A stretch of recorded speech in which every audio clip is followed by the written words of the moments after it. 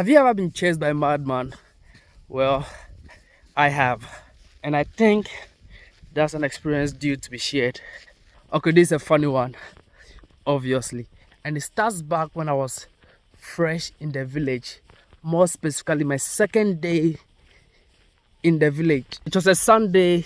My phone had completely gone off. And it turned out the solar device I brought was trash. So I decided to go for a walk. I was curious to see what the village markets look like, and the market was all the way in the next village. So that was my destination. I was out of my village. I was in the next village, which leads to the market called Bizongo. And that was when I saw him. I had seen him the day before when I arrived.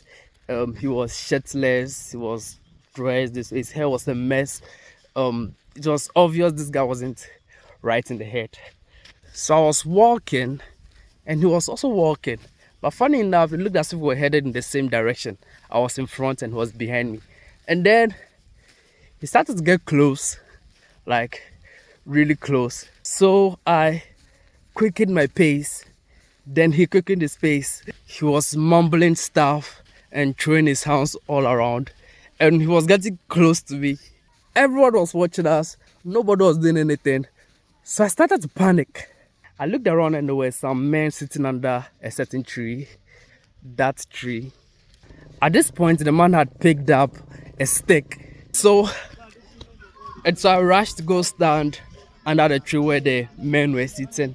And luckily, he didn't come any closer. He was just in the middle of the road, going back and forth, mumbling gibberish.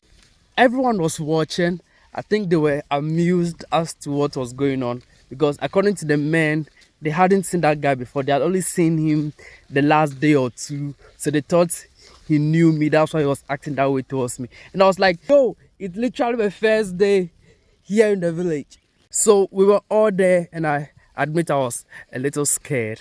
And this guy was just going up and down with the stick he was holding. And then it's like he got tired, so he went in the direction we had come from, and he was kind of delaying in coming back. So one of the guys was like, oh, I should pass through there and then go to wherever I was going. So I moved as sneakishly as I could, and then went, and then I managed to get away from the whole situation.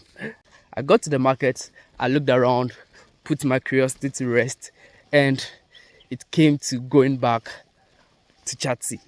And I asked myself, am I really going to pass the same route where I could possibly run into this guy again?